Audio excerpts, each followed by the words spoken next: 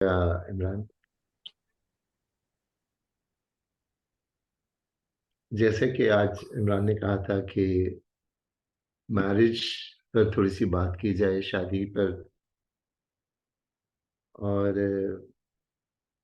इसके मतलब, क्योंकि आजकल ये बहुत ही ऐसे मसाइल हैं। हमारे खानदान जो है वो आहिस्ता आहिस्ता करके उनके अंदर जो यूनिटी, उनके अंदर जो प्यार था, जो सैक्रामेंटल मैरिज है, वो कहीं ना कहीं लॉस हो गई है। हमारे खानदान बड़े तकलीफ में हैं, बड़ी मुश्किल में हैं, और बेशुमार मसाइल में घिरे हुए हैं। वो नजरिया जो खुदा का नजरिया था शादी के मुतालिक, वो कहीं ना कहीं दूसरे अकायद से, दूसरे मज़हब से, दूसरे कल्चर से, और मुख्तलिफ तालीम और तरबियत से, शैतान के उन हमलों की वजह से हमारी फैमिलीज बड़ी तकलीफ में है, दुख में है, टूट फूट का शिकार है। आज से तकरीबन कई साल पहले, 83 में, जब अभी मास मीडिया का इतना जोर नहीं था, डिश एंटीना किसी किसी के घर में था, और टीवी बहुत कम घरों में था, लेकिन दूरदर्शन वगैरह के स्टेशन आना शुरू हो गए थे। तो उस वक्त हमने ये महसूस किया कि टीवी दुनिया की वो खिड़की है जो हमारे घरों में खुलती है, और इस पर किसी का कोई इख्तियार नहीं होगा इस खिड़की को बंद करके दुनिया को अपने घर में दाखिल ना होने दे। इस टीवी के जरिए से, इस मास मीडिया के जरिए से दुनिया के कल्चर, दुनिया के मजहबी अकायद, रहन रहन सहन के तरीके, रस्म व रवाज, उठने बैठने, खाने पीने, पहनने, सब चीजें बदल जाएंगी। ऐसे में अपनी मसीही वैल्यूज को कायम रखना बहुत जरूरी होगा। तो ये सोचकर हमने मैरिज प्रिपरेशन प्रोग्राम शुरू किया था। हाँ, आज इसी के मतलब चंद एक बातें जो हम मैरिज की जो ओरिजिनल खुदा का जो मंसूबा था उसके मतलब थोड़ी सी बातचीत करेंगे। मैं चाहूंगा कि आप मेरे पीछे ये आयत जरूर दोहराएं। अपने माइक आप खोल सकते हैं ताकि मैं भी सुन लूं कि आप ये आयत सुन रहे हैं। आप सुन रहे हैं? जी जी। अच्छा जी, मेरे पीछे बोलिएगा। इस वास्ते मर्द स्वास्थ्य मर्द हाँ, अपने बाप अपने बाप और अपनी माँ को छोड़ेगा, और अपने अपनी माँ को छोड़ेगा, और अपनी बीवी से मिला रहेगा, और और अपने अपनी बीवी बीवी से मिला ला रहेगा, रहेगा। और वो दोनों एक तन होंगे। और वो और वो दोनों एक तन होंगे। Full stop. स्टॉप। बोले? Full stop. Full stop. दोबारा पढ़ता हूँ।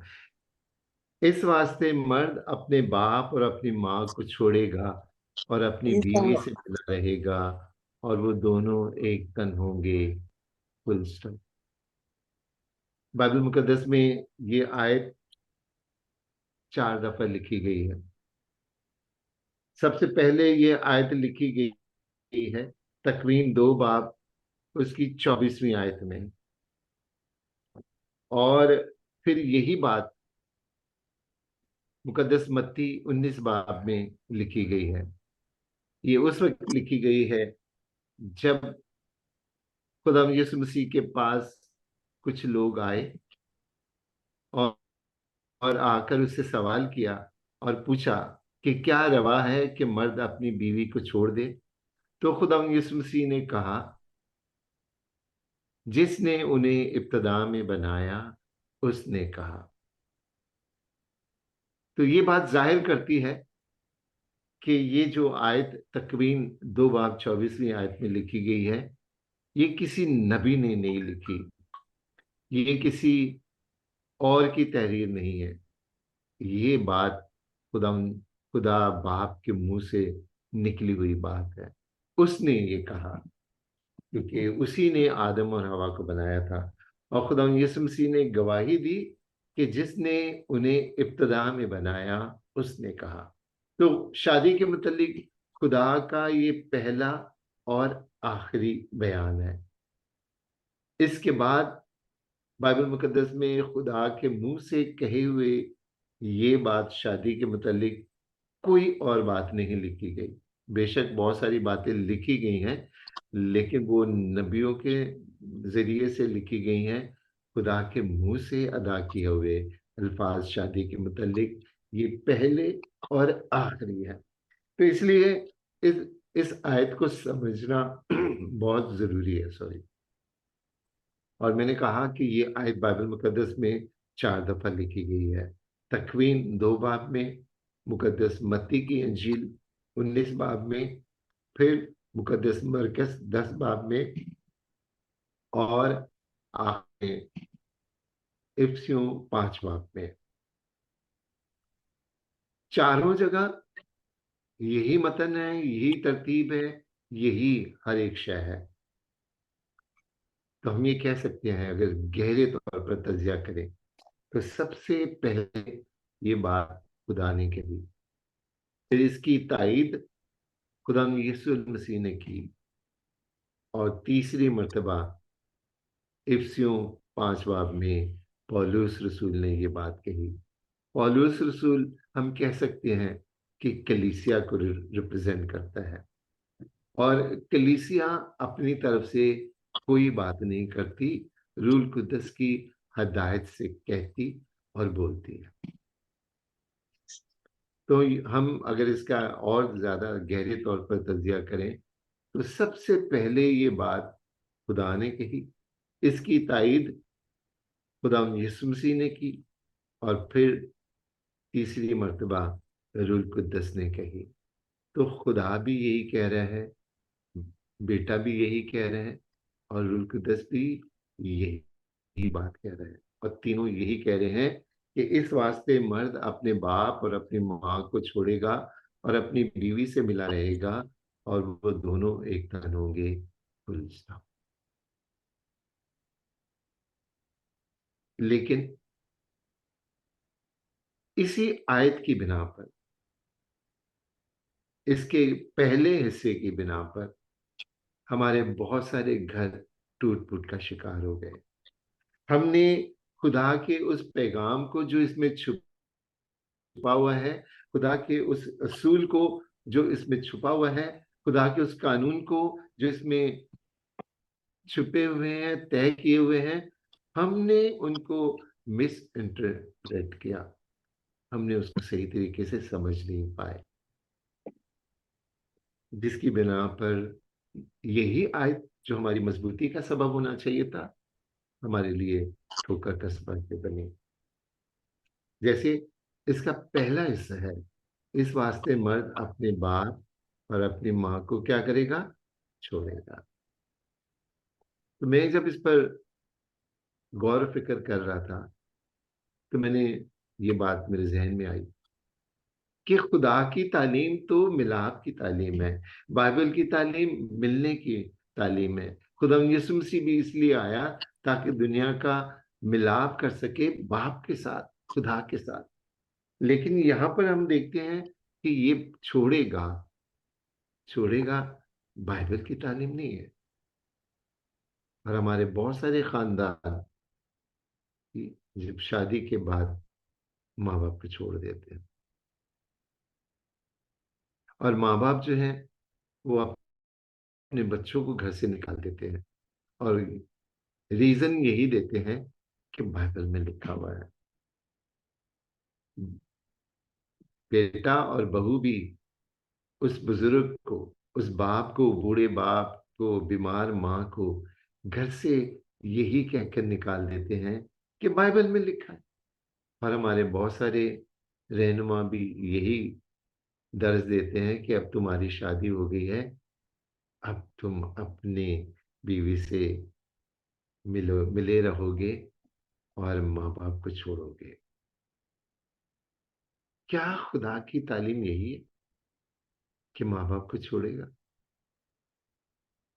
अगर हम बाइबल का बगौर मताला करें, मसलन 10 अहकाम में खुदा ने ये 10 अहकाम 2 तख्तियों पर लिखे, और पहली तख्ती पर 3 हुक्म लिखे गए जो खुदा के मुतल्लिक हैं, और दूसरी तख्ती पर 7 हुक्म लिखे गए जो इंसानों के मुतल्लिक हैं। हम ये कह सकते हैं कि खुदा ने पहली तख्ती का आगाज अपने नाम से किया और दूसरी तख्ती का आगाज माँ बाप से किया। और इन 10 अहकाम में खुदा ने पहले 3 अहकाम के मुतल्लिक जो कोई वादा नहीं किया। खुदा ने ये नहीं कहा कि अगर एक खुदा को मानोगे तो बदले में मैं तुम्हें ये दूंगा, या सब्बत के दिन को पाक रखोगे। तो खुदा ने अपने मुतल्लिक जितने भी अहकाम दिए हैं उनको पूरा करने के सिले में खुदा ने उनसे कोई वादा नहीं किया। खुदा ने अगर वादा किया है तो चौथे हुक्म के साथ। खुदा ने कहा कि उस मुल्क में जहां तू जाएगा, जो मैं तुझे दूंगा और जाएगा तू, अगर तू अपने माँ बाप की इज्जत करेगा तो मैं तेरी उम्र को दराज करूंगा।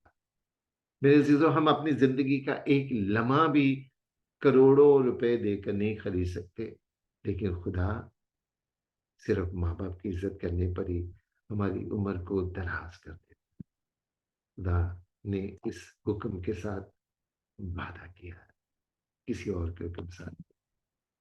तो खुदा किस तरीके से कह सकता है कि इस वास्ते मर्द अपने बाप और अपनी माँ को छोड़ेगा? फिर दूसरी बात, ये बात खुदा ने आदम से कही, और हम जानते हैं कि आदम के कोई माँ बाप नहीं थे। तो फिर क्यों खुदा ने एक ऐसे शख्स को कहा जिसके माँ बाप थे ही नहीं, और खुदा ने कहा कि इस वास्ते मर्द अपने बाप और अपने माँ को छोड़ेगा? और एक और हैरान करने वाली बात कि खुदा ने पहले बाप का नाम लिया है। ओरिजिनल में बाप का नाम पहले आया है, जबकि आम गुफ्तगू में हम माँ का नाम पहले लेते हैं। तो खुदा ने छोड़ने वालों में बाप का नाम पहले क्यों लिखा?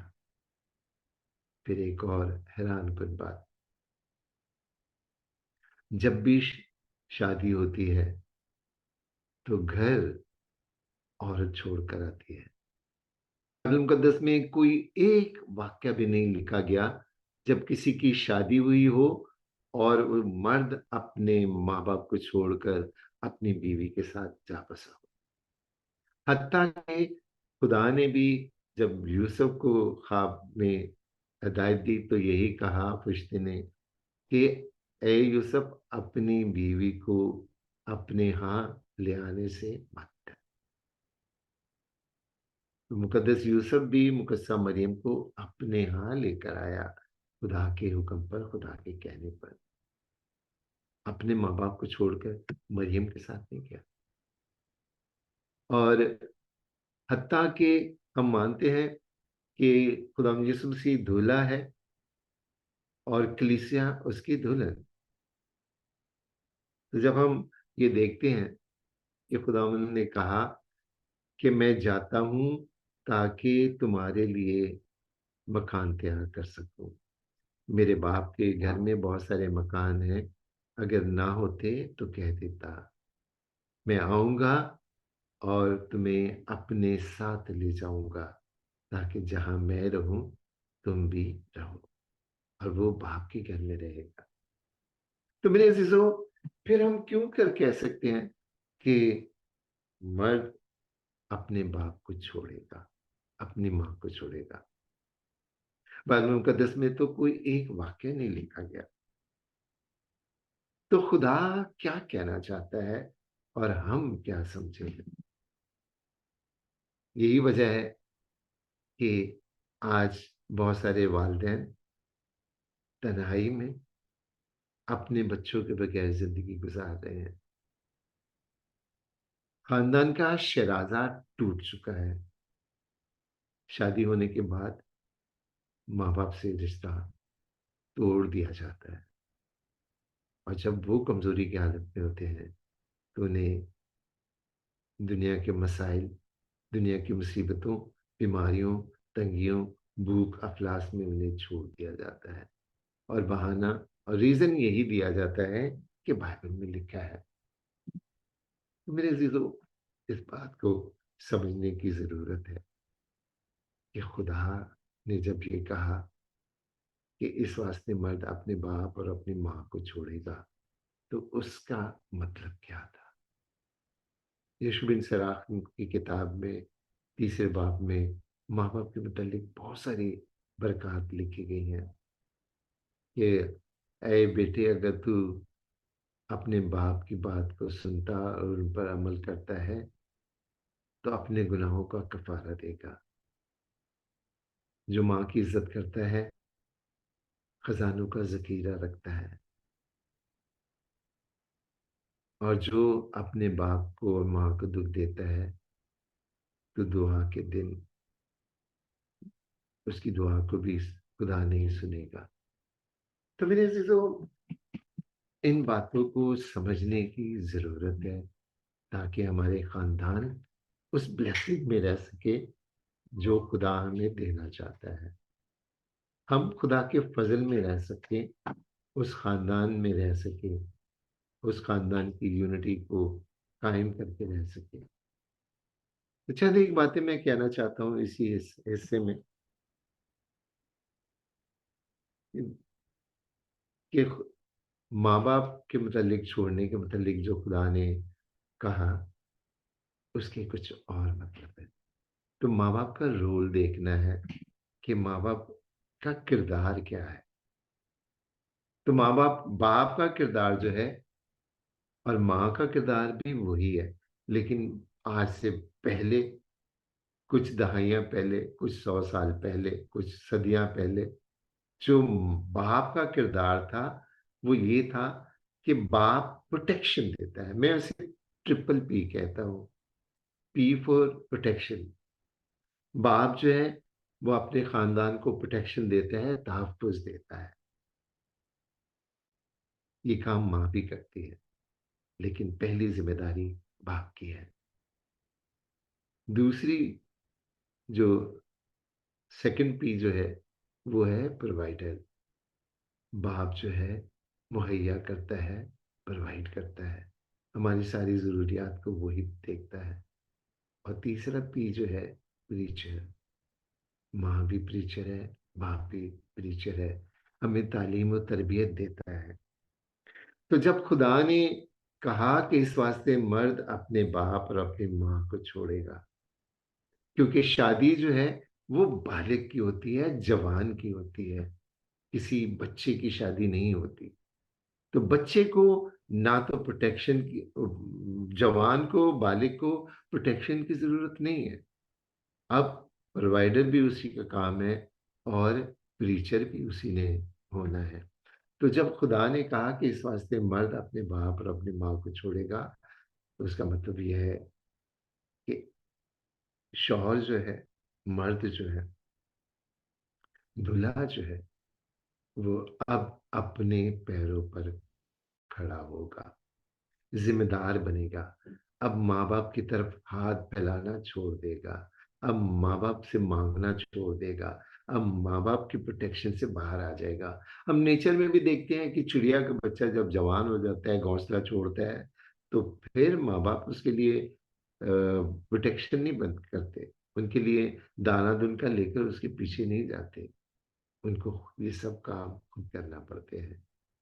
खुदा भी यही चाह रहे हैं कि शादी के बाद फैमिली में शौहर जिम्मेदार बने, प्रोवाइडर हो, अपने पैरों पर खड़ा हो। अब उसकी जिम्मेदारी माँ बाप की तरफ भी है और अपनी बीवी की तरफ भी है। जो शख्स मम्मा पापा डैडी का बच्चा बना रहता है वो कभी भी अच्छा शौहर साबित नहीं हो सकता। जो अपने फैसले खुद नहीं ले सकता वो कभी भी अच्छा शौहर नहीं बन सकता। जो अपने पैरों पर खड़ा ना हो वो भी कभी अच्छा शौहर नहीं बन सकता।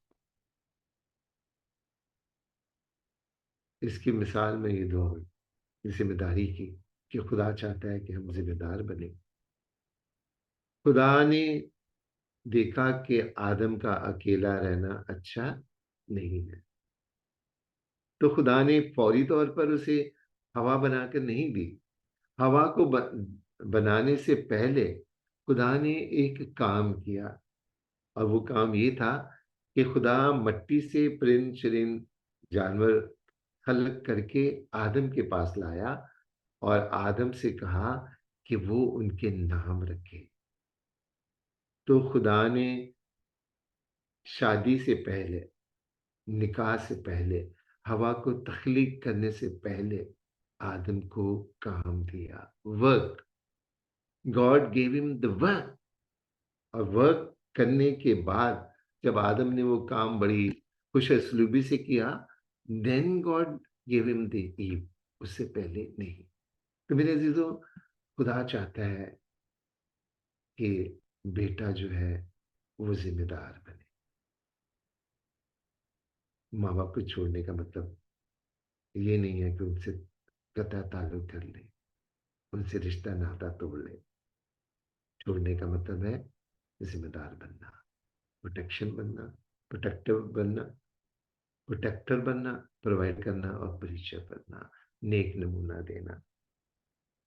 ये छोड़ना इतना आसान नहीं है। एक शेर का बच्चा जब जवान हो जाता है तो उसके माँ बाप उसको गले में से निकाल देते हैं। वो नहीं जाना चाहता क्योंकि जंगल में उसको खतरा होता है, लेकिन उसके माँ बाप उसको मार के अपने गले में से निकाल देते हैं। फिर वो जब जाता है तो अपनी टेरिटरी खुद बनाता है, अपना शिकार खुद करता है और दूसरे शेर से लड़के अपना जोड़ा खुद बनाता है और फिर एक शेर की सी जिंदगी गुजारता है। खुदा हमें भी चाहता है कि हम अपने पैरों पर खड़े होकर एक बहादुराना शेर की तरह खुद मुख्तारी में जिंदगी गुजारें। मेरे जीजो, हमारे मकान छोटे होते हैं। एक घर में 6-6 7-7 लोग होते हैं। कभी हमें अपने मकान से जुदा होना पड़ता है जॉब के लिए या किसी और बिना पर, लेकिन हमें मकान से दूसरा बनाए अपने खानदान से जुड़े रहना चाहिए, क्योंकि जब हम जुड़े रहेंगे तभी खुदा हमें बरकत देगा, माँ बाप के जरिए से। और ये जुदा होना, एक दूसरे से अलहदा होना, जिंदगी देने के लिए होना चाहिए, सजा देने के लिए या मौत देने के लिए नहीं। एक बच्चा जब पैदा होता है तो माँ के साथ आंचल से जुड़ा होता है, और अगर उन्हें जुदा ना किया जाए तो माँ भी मर जाती है और बच्चा भी मर जाता है। और अगर उन्हें सही तरीके से काटा ना जाए तो इन्फेक्शन हो जाता है बच्चे में भी और माँ को भी। तो राइट तरीके से उन्हें जुदा किया जाता है जिंदगी देने के लिए, मारने के लिए नहीं। तो मेरे अजीजों, हमारे लिए ये बड़ा अहम है कि हम इस आयत को समझें। इस आयत का दूसरा हिस्सा है मिला रहेगा।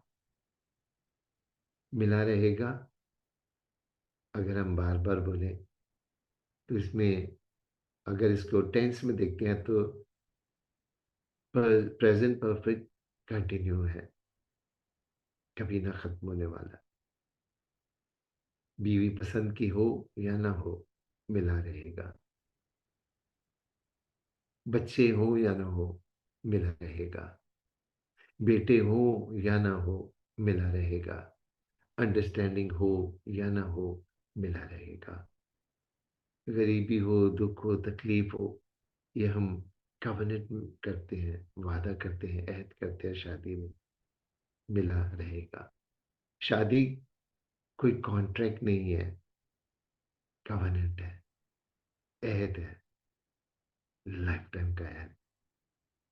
और अहद जो है ये सील्ड होता है वादे के साथ, ब्लड के साथ। तो मेरे अजीजों, मिला रहेगा का मतलब है हमेशा के लिए मिला रहेगा, तलाक नहीं हो सकती, मिला रहेगा। ये कम्युनिकेशन के मसले होते हैं। बाजू का हम एक दूसरे की बात को समझ नहीं पाते, मिसअंडरस्टैंडिंग्स हो जाती हैं, लड़ाई झगड़ों को हम समझ नहीं पाते, एक दूसरे को सही तरीके से अपनी बात नहीं बना बना पाते, बता नहीं पाते। हम में ईगो आ जाता है, हम में शक की बातें आ जाती हैं, हम में माफ़ी नहीं होती, हम एक दूसरे को माफ़ नहीं करना सीखते। तो इन बिना पर हम एक दूसरे से जुदा हो जाते हैं। अदरवाइज कोई ऐसा वजह नहीं है, कोई ऐसा परमानेंट मसला नहीं है, कोई इतना बड़ा मसला नहीं है कि हम मिल ना सके। बहुत दफा ये शादियां हो जाती हैं जबरदस्ती से, हम एक दूसरे को कबूल नहीं कर पाते। तो शादी में मिला रहेगा वेरी इंपॉर्टेंट है। मेरे जीजो, एक बात मैं कहना चाहता हूँ कि खुदा ने आदम को मिट्टी से बनाया। खुदा ने मिट्टी ली, गूंदा और एक शक्ल दी, और फिर उसमें जिंदगी का दम फूका। ओरिजिनल में लिखा है रूह फूका, रूह। खुदा ने रूह फूका और इंसान जीती जाती जान हुआ।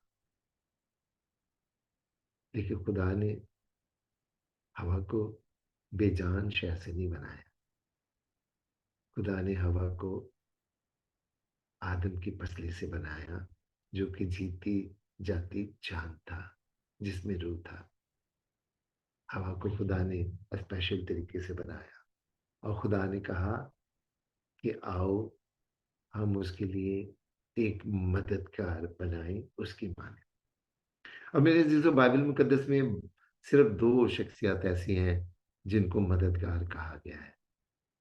पहला हवा को, और दूसरा रूहुल कुद्दस को। खुदा ने मददगार बनाया पूरे टैलेंट के साथ, हर एक शय उसमें रखी, क्योंकि कोई भी मददगार अनस्किल नहीं होता, हुनर के साथ होता है। तो ये शौहर की जिम्मेदारी है कि उसके पास प्लान होना चाहिए, ताकि वो अपने इस मददगार के जरिए से बेहतर काम ले सके, जो कि खुद बनाया है उसके लिए। मेरे तो एक स्पेशल बात, शौहर घर की बुनियाद है, खानदान की बुनियाद है। मकान की अगर दीवारें खराब हो जाएं तो गवर्नमेंट की तरफ से कोई नोटिस नहीं आता कि मकान गिरा दो। अगर छत खराब हो जाए तब भी नहीं आता। नोटिस उस वक्त आता है जब बुनियाद खराब हो जाए। हवा उस दरख्त के पास गई, कुछ नहीं हुआ। हवा ने शैतान से बातें की, कुछ भी नहीं हुआ। हवा ने वो फल तोड़ा, कोई तब्दीली नहीं हुई, कोई अनहोनी बात नहीं हुई। हवा ने वो फल खाया, तब भी कोई अनहोनी बात न हुई। लेकिन जैसे ही आदम ने वो फल खाया, सब कुछ बदल गया। जब एक खानदान में शौहर बदल जाता है तो सब कुछ बदल जाता है। तो बहुत जरूरी है कि शौहर अपने कदमों को नेक राहों पर लेकर रखे। और एक और जरूरी बात, कि ये रिश्ता, ये निकाह का बंधन खुदा की हजूरी में हुआ। खुदा ने अदन में इस रिश्ते को जोड़ा। और अदन वो जगह है जहां जमीन और आसमान मिलते हैं। अदन वो जगह है जहां पर खुदा और इंसान का मिलाप होता है।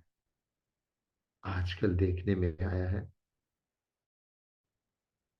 कि बहुत सारे हमारे मसीह भाई और बहनें झाड़ियों में जाकर अपने लिए एक साथी ढूंढते हैं और फिर चाहते हैं कि अदन में रहें, खुदा की हजूरी में रहें। ऐसा मुमकिन नहीं। आपको अपना लाइफ पार्टनर खुदा की हजूरी में रखने के लिए अपने ही मजहब, हम मजहब से चाहिए, हम अकीदा से चाहिए, खुदा की हजूरी में चाहिए, झाड़ियों से नहीं, गैर मजहब से नहीं। और खुदा ने जो पहला सवाल किया आदम से कि ए आदम तू कहाँ है, तो आज के शौहरों को ये देखना है कि वो कहाँ है। क्या खुदा की हजूरी में है या किसी और जगह पर। तो मेरे अजीजों, प्यार और मोहब्बत, सच्चाई, भरोसा, माफी, ये बहुत जरूरी है। और सबसे बढ़कर दुआ। अपने खानदानों में हर रोज दुआ करें ताकि जुड़े रहे, एक दूसरे को माफ करने में पहल करें, एक दूसरे की गलतियों को पत्थर की लकीरें ना बनाए, बल्कि अपने गोश्त पोश दिल पर। मालूम मुकद्दस कहती है कि सूरज गुरूब होने से पहले तुम्हारा गुस्सा जाता रहे और तुम बेऐब अपने बिस्तर में दाखिल हो। तो मेरे अजीजों, खुदा यीशु मसीह हमारे लिए एक आला नमूना है। खुदा यीशु मसीह वो दूल्हा है जिसने अपनी दुल्हन को अपने लहू से धोआ, क्योंकि उसके हिस्से में जो दुल्हन आई वो दागदार थी। और खुदा यीशु मसीह ने अपने लहू से अपनी दुल्हन को पाक साफ किया और दुनिया को बताया कि that's my bride, I am proud of her. इसलिए मेरे अजीजों, अपने खानदान को खुदा यीशु से जोड़े रखें, उसके नक्शे कदम पर चले और मिले रहें, क्योंकि खुदा ने आदम को अपनी सूरत पर बनाया। आदम जो है खुदा की तस्वीर है और खुदा ने इसी तस्वीर को दो हिस्सों में किया। और जमीन पर खुदा की सूरत, खुदा का इमेज, खुदा की छवि उसी वक्त एक होती है जब मियाँ बीवी एक हो। अगर ये जुदा हो जाए तो खुदा की सूरत, खुदा की तस्वीर जमीन पर मुकम्मल नहीं होती। इसीलिए मौत वाक़या होती है, इसीलिए जमीन पर कर्ज आती है, लानत आती है।